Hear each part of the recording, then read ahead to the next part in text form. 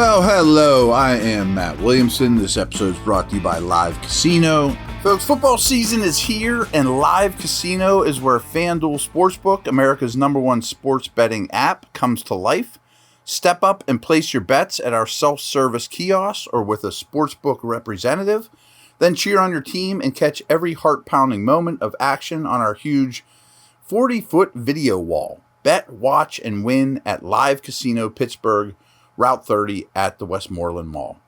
Gambling problem? Call 1-800-GAMBLER. And real quick, my latest article, I always record these the day before. I'm recording this Wednesday, little at afternoon. My latest article went up late last night, so it was late Tuesday night. I urge you to check it out. A lot of very favorable and appreciative comments from you guys. I like that. That was nice. Very, very cool.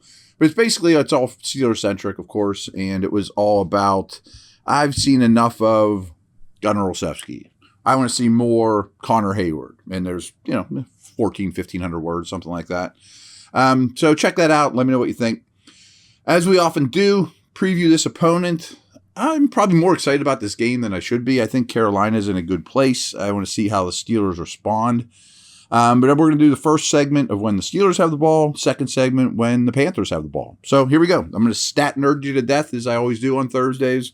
Hold on, hit rewind if you have to catch up, and I'll be as clear as possible. The Steelers' offense has generated 4.9 yards per play over the course of the year. That's 27th in the league. But over the last 3 games, 5.4 yards every time they snap the football. So a whole half a yard better. Things are improving. For the year, Carolina's defense gives up 5.3 yards per play, 12th best in the league. But over their past 3 games, the Panthers are at 4.8.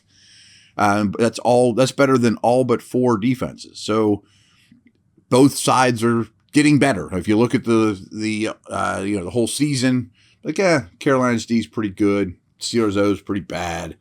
But you look at it now, it's like, wow, they've drastically changed both for the better. For the season, Steelers ranked 20th in overall EPA, 26th per dropback, 7th in rushing EPA, though. They need to run the ball. Carolina's defense is 11th overall in EPA, 11th per dropback, 14th against the run.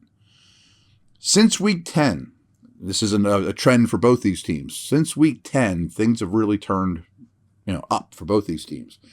Panthers' opponents are scoring points at just 26.1% of their drives.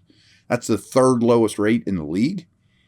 The Steelers' offense is last in the NFL in gains over 15 yards. Last in terms of percentage. Only 9.3 of their plays gain 15 yards or more. Last. 43.5% of the Pittsburgh scoring plays have been touchdowns. Lowest percentage in the league. Ouch. Deontay Johnson's average depth of target is 10.9 downfield compared to 15.3 for George Pickens. But Johnson has received 35% of Pittsburgh's end zone targets compared to 23% for Pickens. He's leading the team in end zone target percentage, but he's yet to score. Johnson. Pickens has 6 or fewer targets in the past 8 games, but he has a catch of 30 or more yards in 3 of his past contests. Get him the ball more. Johnson's 82 receiving yards was the most he has tallied since week 3, which was also the last time Mitch Trubisky saw extended playing time. With Trubisky under center this year, Johnson has been targeted on 26.7% of his routes compared to just under 21% when Pickett is at quarterback. Trubisky looks for Johnson. Everybody has their guys. After running a route on 83 and 80% of the team's dropbacks in weeks 11 and 12, Pat Freiermuth has run a route on 55 and 57% of the dropbacks the past 2 weeks. So over those past 2 games, though, when he's only run a route 55 and 57% of the time, Freiermuth has gotten a 29% target share in each game, an extremely high percentage for an NFL tight end. And his 24.4% target rate for the season is 5th amongst all tight ends. Freiermuth's touchdown reception last week was his first, though, since week 2. You might want to rewind that. There's a lot of stats in that one. But he's extremely efficient, and he's playing extremely well. And frankly, I think Freiermuth's their best offensive player right now. But he has not been running a high percentage of routes the last 2 weeks. It's making me a little crazy. Brian Burns, exceptional edge rusher. He has 10 of the Panthers' 28 sacks. He's recorded at least half a sack in 5 straight home games. They have 9 different defenders that have recorded a sack, but none of those 9 have more than 4. Pittsburgh allows 2.6 sacks per game. 9 teams give up more. So it's a little high, obviously. Exact same amount of play action for both Pickett and Trubisky, 19%, which is also very low and too low. Najee Harris has played 56% of the offensive snaps last week. The previous week, he was at 66. For the season, he sits at 66. Jaylen Warren has played 27 of the Steelers' offensive snaps, but last week he was on the field for 40% of the plays. Harris has also found the end zone 4 times in the last 4 games.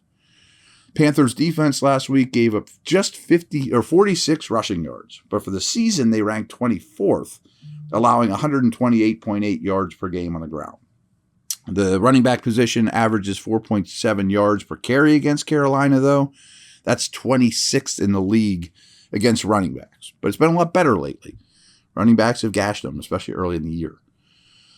Pittsburgh's offense has produced points on 8 occasions this year in the final 2 minutes of the first half. 3 touchdowns, 5 field goals. So you don't even get the ball in the last 2 minutes of the first half. But they've scored points. Not last week. It would have been nice to do it last week. Instead, they threw a pick. Last week, speaking of, Pittsburgh converted 50% of their third downs. They were 4 for 8. Over their last 5 games, the Steelers have also converted exactly 50% of their third down attempts, 34 out of 68. Over the past 3 games, only Dallas has been better third down conversion rate than the Steelers. Carolina's defense ranks 22nd on third downs this year. That's kind of an underreported story. Steelers' offense has been awesome on third downs for a pretty good stretch here. On first and second down, I already told you this one, I'll skip it. It's Freiermuth just not being used enough, which is making me crazy. On average, the Steelers are running 64.5 snaps per game. That's 11th most in the league. Carolina's opponents are running 64.8 plays per game. That's the 27th highest amount. But the Panthers have gotten that number down to 58.7 over their last 3. A lot better. On third and fourth downs, Carolina will often put Derek Brown, big nose tackle type, alongside 3 defensive ends. So last week, in third and fourth downs, people think of him as just a nose, but he's a great dominant interior player. He played 93% of those snaps, third and fourth downs. Brian Burns played 100%. And then Yatir Gross-Matos and Marquise Haynes also played 93 and 87%. So 3 defensive ends on the field. Haynes only plays 26% of the first and second down snaps, so he comes down as a third down specialist, and they get a NASCAR package in there with Brown as well, as kind of the beef. Last one here for this side of the ball. The Panthers' opponents are scoring a measly 1.5 points per first quarter of play. So no one's scoring early on Carolina. Not only is that best in the league, but it's a whole point better than the Ravens, who's second best in the defense in first quarters of action. But in the fourth quarter of games, Carolina gives up 8.3 points on average. Only the Ravens, Browns, and Saints are the teams allowing more in the fourth quarter. It's amazing to me that happens to be the Ravens. The Ravens and Panthers are awesome in defense in the first quarter, horrendous in the fourth. So stick with it. All right, I will be back in a moment here. A little bit of water. Be back to talk about when the Panthers have the ball.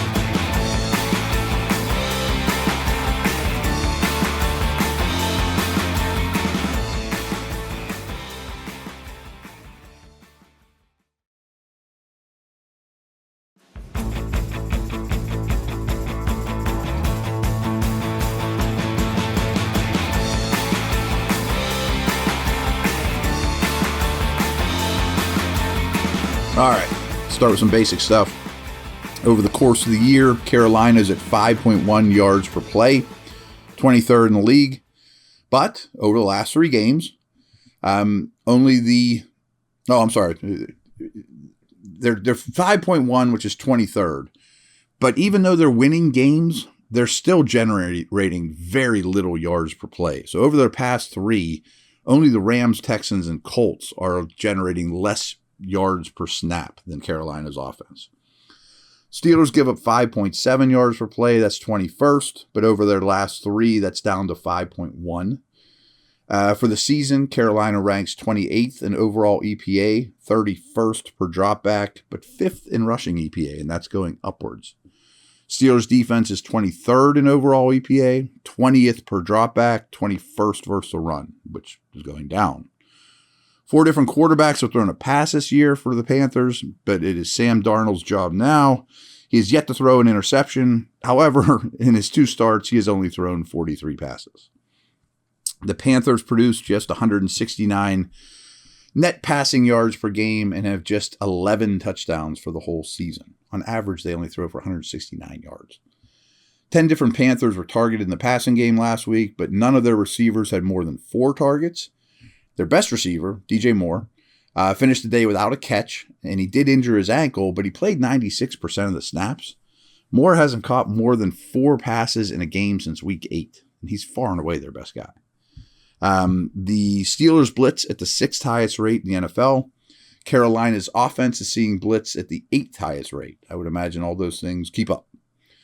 Over the past 2 weeks, Pittsburgh has given up 361 yards on the ground. Last week, the Panthers ran for 223 in Seattle, with 4 ball carriers accounting for at least 30 rushing yards, but their longest run by a running back was only 16 yards.